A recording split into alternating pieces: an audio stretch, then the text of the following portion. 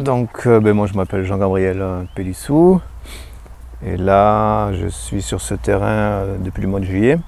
À l'origine cette parcelle elle fait 8000 m², mais ça fait 7 ans qu'elle est complètement abandonnée. Du coup en fait je me suis adapté pour faire du maraîchage au milieu des arbres existants. Donc j'ai sélectionné, j'ai éclairci en fait le terrain en éliminant les arbres qui étaient en excès et en gardant d'autres arbres.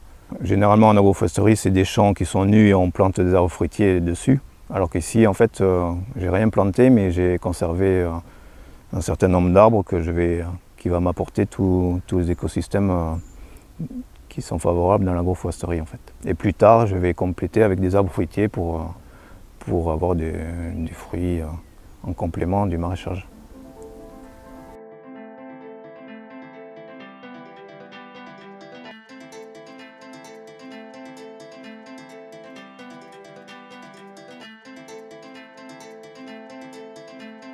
Le premier à l'avoir pratiqué au XXe siècle, c'est un certain Fukuoka au Japon, qui est l'auteur d'un livre qui s'appelle La seule bran paille. Donc ça c'est notre maître à tous. Après ça, ceux qui ont inventé le nom dans les années 70, c'est Bill Mollison et David Malmgren, qui sont les deux fondateurs du terme de permaculture et du concept de permaculture. Autrement, c'est un procédé qui est vieux comme le monde, puisque notre modèle en permaculture, c'est la forêt primaire. Donc la forêt primaire, personne ne s'en occupe, elle fonctionne toute seule, elle a besoin de l'arroser, elle a besoin de la semer.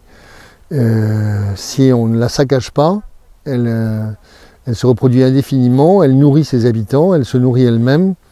Et c'est une très bonne définition de la permaculture qui peut s'appliquer bien entendu à tous les domaines de la vie et surtout pas exclusivement à l'agriculture.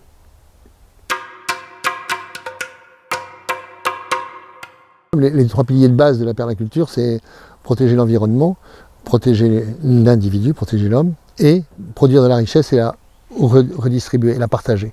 C'est-à-dire, dans tous les cas, de faire les choses avec la nature et pas contre. Ça, c'est certain.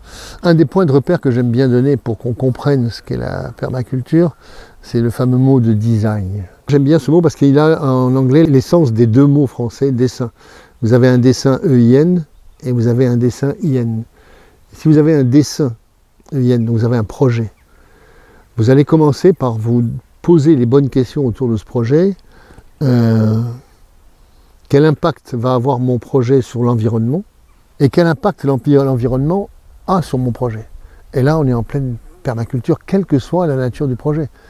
Et ce n'est que lorsque j'aurai fait cette étude d'impact réciproque de l'environnement que je vais pouvoir passer au dessin IN, le fameux design, où là, je vais pouvoir effectivement, je vais pouvoir commencer à tracer mon projet. Ça va être la deuxième étape. Donc effectivement, le design est pour ça au cœur de la permaculture et s'applique à toute forme d'entreprise. Le but ici, là, c'est de recréer le milieu naturel qui se rapproche plus ou moins au milieu forestier, où le sol il est en permanence couvert en fait. Déjà avec des matières organiques, donc paillage, fumier, et aussi le BRF, donc le broyage de branches. Et ça crée tout un écosystème, une faune de micro-organismes qui favorise donc la transformation de cette matière organique qui est après absorbée par les plantes. En dehors des légumes, il y aura aussi des plantes auxiliaires, c'est-à-dire des plantes qui favorisent par exemple la pollinisation, qui vont attirer des abeilles, des frelons et autres. Et accueillir des petits mammifères comme les oiseaux qui viennent boire et qui après se mettent sur les arbres pour attraper des chenilles sur des plantes, ou des hérissons qui viennent boire aussi dans les points d'eau et en même temps qui viennent manger des limaces un peu partout. Donc au lieu d'utiliser des pesticides, nous on utilise les éléments naturels de la nature pour faire face à tout ce qui est ravageur qu'on peut rencontrer dans les bandes de culture.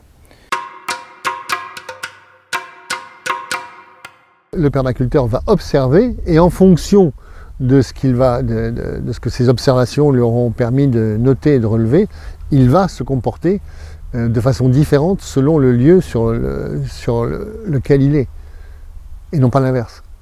On peut être permaculteur rien que par sa façon de consommer, ça c'est clair. Donc déjà, premier comportement, ça vient d'où, pourquoi, comment? Est-ce que c'est vraiment... Bon, alors si je veux acheter une orange, je ne vais pas m'acheter une orange qui est produite dans le Tarn, on est d'accord. Mais j'ai le droit de manger des oranges, des bananes, du café, du chocolat. Mais je ne vais pas non plus acheter des choux ou des poireaux qui ont fait 6000 km. Non. Je vais acheter mes poireaux et mes choux au marché, à un maraîcher qui est à moins de 5 km de la ville où il vend ses légumes. Ça, c'est une démarche de permaculteur. Après ça, ben, on continue. Je vais acheter le moins d'emballage possible. Je vais acheter le plus de vrac possible. Ça, c'est une démarche de permaculteur. Je vais prendre des choses qui vont produire le moins de déchets possible et je vais intégrer dans ma vie de tous les jours qu'il n'y a pas de déchets, il n'y a que des ressources. Nous, Université populaire de permaculture, nous donnons des formations, bien sûr, en permaculture. Il suffit d'aller sur le site UPP, Université populaire de permaculture, et là, il y a tout ce que l'on veut. Nous avons des diplômés un petit peu partout sur la France qui organisent ce qu'on appelle des CCP, des cours certifiés de permaculture. Ça dure 12 jours. On va faire notre premier cours certifié de permaculture au sein d'un lycée agricole. Il sera une unité diplômante pour les BPREA, c'est-à-dire le brevet des responsables d'entreprises agricoles, qui va démarrer à Font-Labour-Albi au mois de septembre. Ça, c'est un grand pas, la permaculture dans les lycées agricoles. L'objectif ici, c'est de prouver qu'on peut faire du maraîchage et en vivre avec ces techniques-là. Donc, on va bien voir, mais c'est bien parti pour.